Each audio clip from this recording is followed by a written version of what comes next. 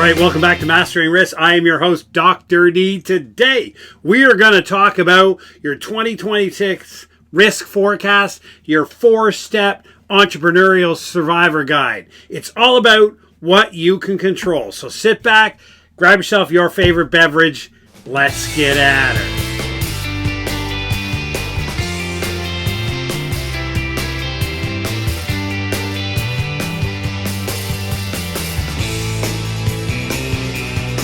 All right, welcome. This is all about what can you control. What can you control? 4 steps, 30 seconds or less. Very simple. Take care of yourself. You got to take care of your business structure. Know it, understand it, visualize it, have a look at it. You got to have clear systems, not goals. Very simple, but seemingly utterly complex. And the last one is never commit yourself 100%. You got to embrace the suck, because in the chaos will be some pretty incredible opportunities, and you got to leave some space for you. That's it. Now we're going to talk about these in a little bit of detail. Listen. We talked about in many episodes in this podcast, even previous iterations of the YouTube channel and the podcast, we talked at length about what you can control. Because all of this is based upon every simple Stoic notion. You see the Stoic book over my shoulder. Everything falls into 1-2 categories. Something you can control and something you cannot control. It's really that simple. It's that wisdom about knowing the difference quote. The whole point is there are things you can control, and it is intelligent to take your smart brain and the few moments of time you have available and focus on what you can control and just generally accept what you cannot. Nobody likes it.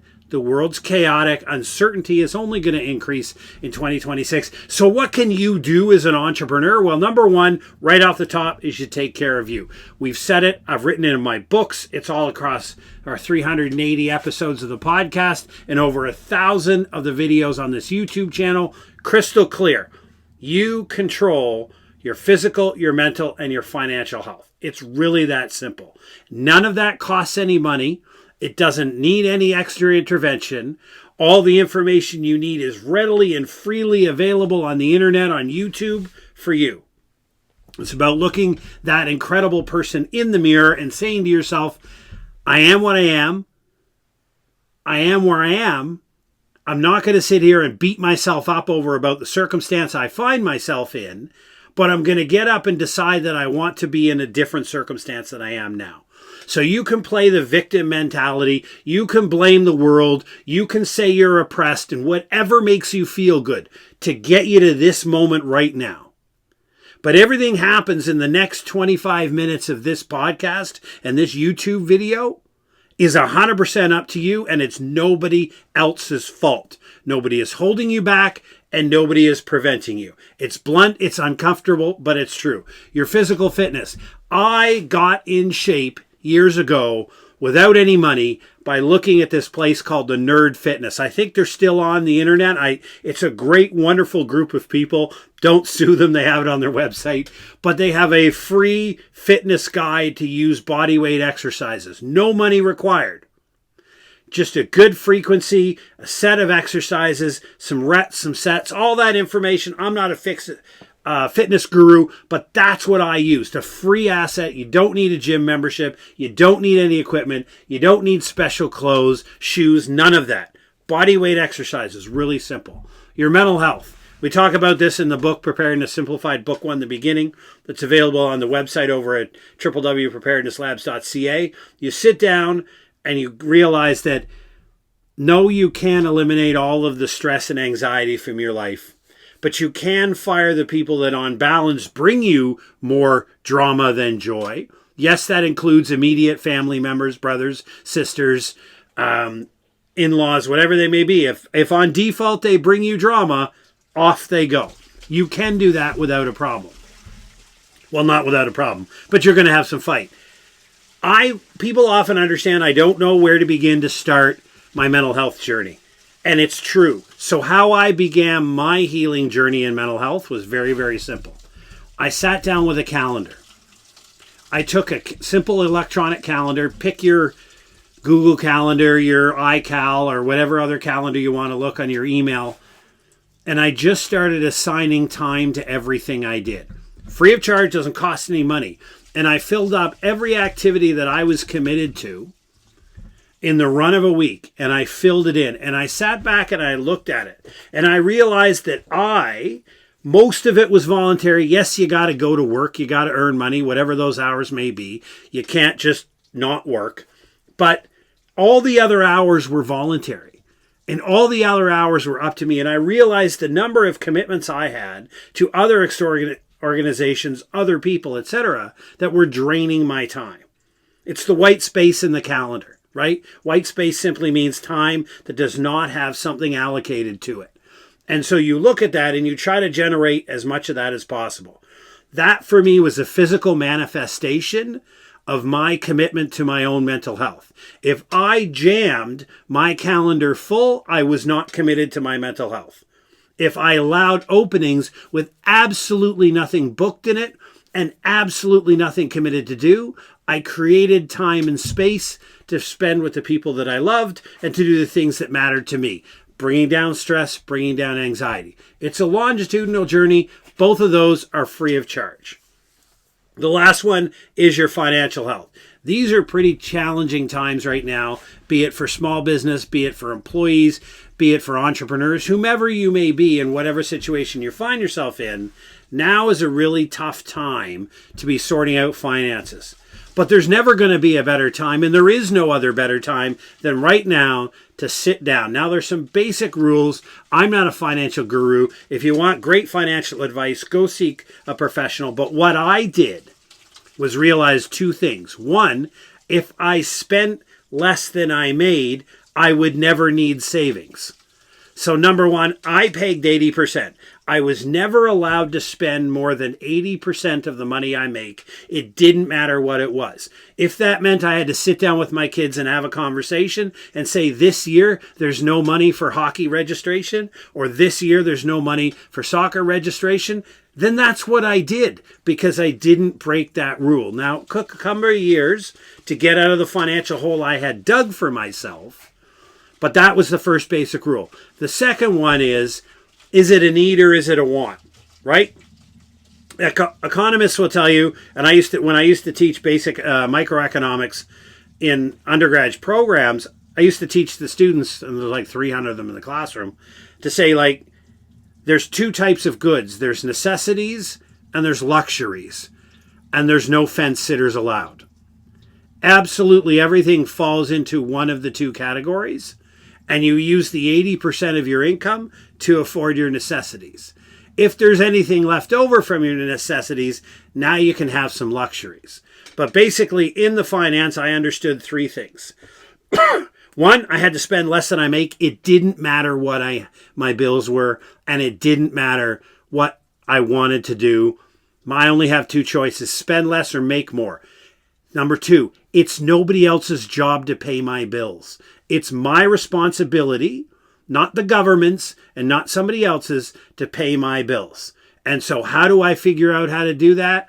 We've got tons of strategies on this channel that talks about starting side hustles, how to look at economics. Just look through the laundry list. There's tons there for you. And the third one was to say that this is longitudinal. It's going to take time. It took me years to totally screw up my personal finances, and it took me years to unscrew those personal finances. It's not going to happen overnight, but you got to set the record straight, and you got to cross the line of departure, the start line. So the number one thing, the step that you can do as an entrepreneur to get yourself ready for Survive 2026 is sort yourself out. It's that simple. Sort out your physical, your mental, and your financial health. That's it. It's 100% up to you. It's nobody else's job to fix it. Nobody's coming anyhow, and you need absolutely zero extra money to make it happen. You just need to do it. So that's number one. Number two is your business structure. We talked about this a lot in a couple of previous episodes. We talked about how you understand risk when you're a business owner. Or whether even if you're an employee of a bigger business, being able to visualize the business end to end. Now, I'm a visual learner, always have been. I've been known when I was doing my both of my graduate degrees, especially my PhD, I would be traveling on the bus in Ottawa with a 4-foot by 3-foot whiteboard under my arm. Total nerding out. I'm serious. Total nerding out. Got the whiteboard under my arm because I need to visualize things. Now, whether you use a piece of paper, whether you use a Hilroy scribbler, or whatever you do, I don't like to use electronics. Some people do. Maybe it's the Gen Xer in me. I like to visualize. So visualize this process right from the beginning of your business, which is where you say, I'm going to make or buy. I have an idea, right? So I'm going to create doilies, whatever they may be. Do I make or buy?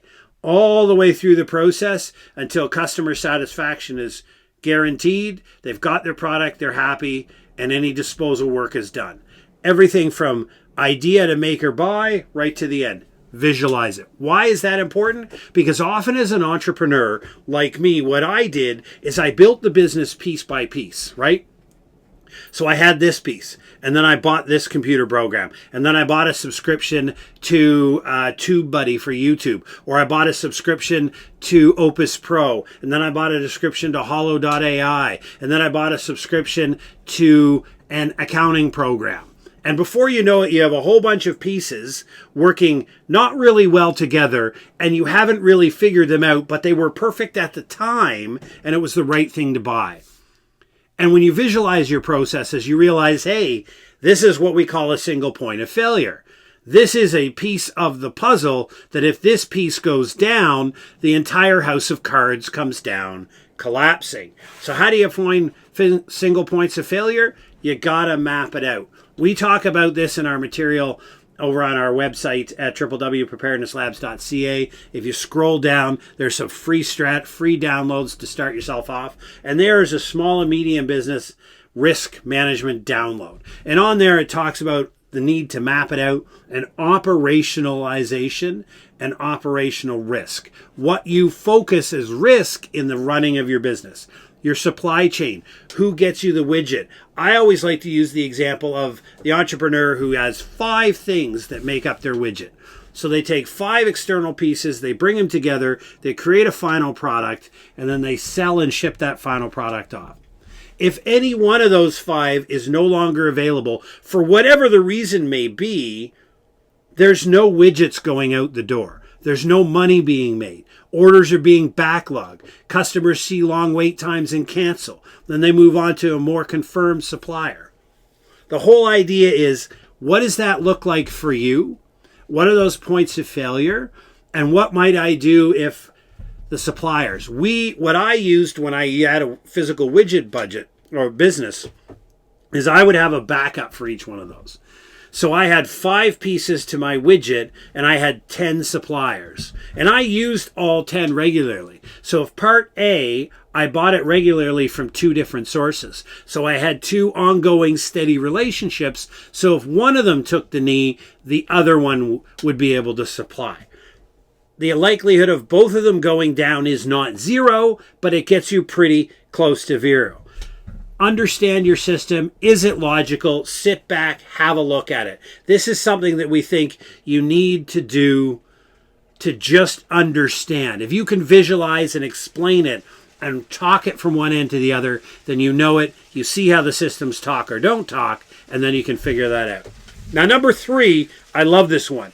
We hear about it, and a lot of great influencers talk about systems, not goals.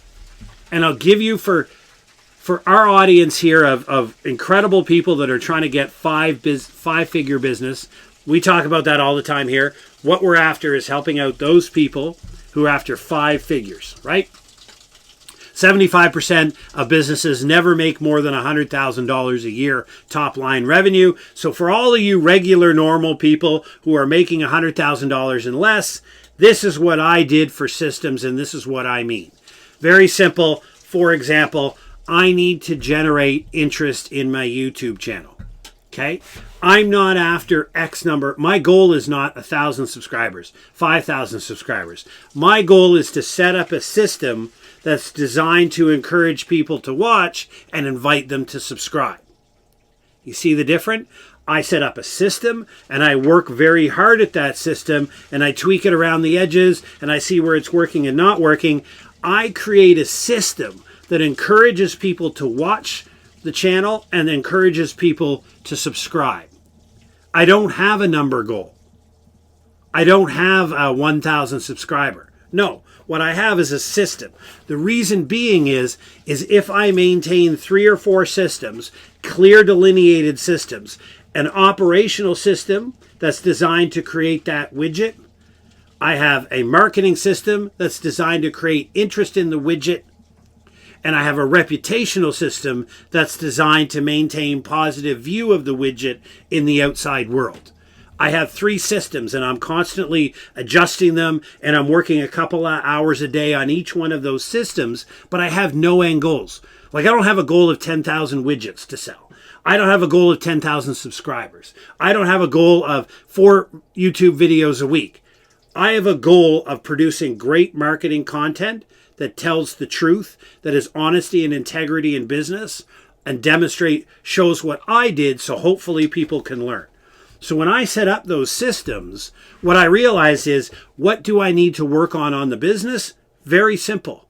1,000,001 details, but I have systems. If I work on my marketing system, my reputational system, and my operational system, everything's great. What surrounds all of that? The cyber network. Always take time, look at your cyber network, and understand it. And the one key to number 3 survival strategy for 2026 is regular assessment. Now, we here at Mastering Risk always talk about the 30-minute deal. 30 minutes once a month. I put it on that calendar I talked about in my mental health piece there.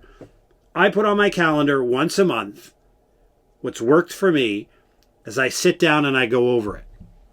I look at my systems, I look at my visualization, I sit back, I look at the cyber, I look at the programs I'm using, I look at how it all interfaces, and I just sit there with a drink or whatever I may be having at the time and have a look at this and say, does this still make sense? Is this still logical? Does this still meet what we're trying to do? Do these operations support the overall mission of the company? Is my reputation fair and balanced? Am I remaining to be truthful and honest? And am I present where I need to be present? It only takes 30 minutes. It's not a difficult. It's a little bit of work up front when you do number 2 and you do the visualization. But again, everything I've said to this point is what? It's absolutely free. There is absolutely no cost to getting your small and medium business, your side hustle, whether it be an Etsy store, a print on demand, or an auto body shop, or a dry cleaner. There's absolutely no money involved in getting your business ready for the chaotic risks that are coming our way in 2026. There's no software that's going to save your day. There's no implementation plan that you can download for $25.99 that is going to save your day. All of that, no. Do those 3 things and back it up with the 4th. Embrace the suck. And for those of you who were in the military or have watched a lot of Jocko Willink videos on YouTube, embrace the suck is a bit of a moniker in the military. And it said, go out there and enjoy it, be tough, whatever. But in reality, the underpinning foundation of embrace the suck is you can't control it. You can't control the political, economic, or natural environment in which you do business. You can't control the tariffs. You can't control the economic policies. You can't control a change in government. You can't control a natural disaster that occurs in the location of where your primary customers are. You can't control all of it. So embrace the suck. That just means, here it is. I love it. It's happening. Nothing I can do about it. It means never go at 100%. And I know all these influencers are telling you 100%, 12 hours a day, 16 hours a day, 7 days a week. No. What worked for me is I leave a little bit of room because I know the world is going to punch me upside the head. And if I'm 100% committed all the time between work, my family, my community commitments, my own spiritual, whatever it may be, if I'm committed 100%, if that calendar is chocked full of really cool and interesting stuff, I have no space. And if I have no space when some bad thing happens and the big bad day happens, what occurs, right? I've got no energy. I've got no capability. I can't deal with it. And now I'm in the poop, right? So embrace the suck means it's going to happen. 91% of small businesses face a significant disruption every single quarter, be it an operational, a cyber, reputational, or strategic disruption, happens to almost everybody at least 4 times a year. So the world of disruption is a sense of normalcy. So embracing the suck means it's going to happen. You can have your 30-second pity party, have your little cry over here and be upset, but then you got to get after it. And it just means, I know your politics get you charged up. I know your economics viewpoints get you charged up. Your cultural viewpoints get you charged up. But how does that make you money? How does that bring calm, peace, and joy to your life if you're going to get wired around the axle every time somebody does something that you disagree with, right? You can't. You got to embrace the suck, embrace the chaos, embrace the uncertainty, leverage the risk, jump in with 2 feet. If you follow that 4-point strategic guide for you in 2026, you're going to position yourself and your entrepreneurial venture to be that much more ready to launch, to ride the wave, and be the differentiator. And what I mean by that is the individual who has a little space, is not committed 100%. So when that really incredible opportunity pops up in the middle of the chaos, you can actually pivot some of your energy towards it and seize that opportunity and snag a little bit of extra market share. If you're 100% going flat out, head down, barreling away, you're going to miss all of these opportunities that pop up. So hopefully you found this helpful. Hopefully those 4 things were going to give you some ideas. That's what we did in 2025. That's what we intend to do again in 2026. And it's all 100% free. These are strategies that worked for me, worked for my company, preparednesslabs.ca. Drop over and check our website out. The link is down in the description. Thank you very much for joining us. Take care and stay safe.